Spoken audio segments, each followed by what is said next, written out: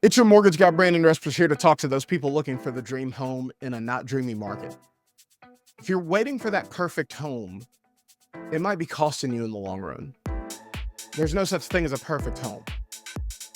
Unless you build it from the ground up, there's always going to be something you wouldn't have picked or want to change. And while you keep searching for the perfect home, you're overlooking a lot of great options that would actually work for you. So here's my advice. Focus on finding a home with potential. Look past the small things that you can change. If it's got the right bones, it's worth a look. As your mortgage professional, I can connect you with a realtor that will help you see the potential in homes that might need a little TLC. And once you've picked one that's going to work for you, we even connect you with local pros that can tackle any of those projects for you. Don't let the myth of a perfect home hold you back. Let's connect today and find a great home in your market.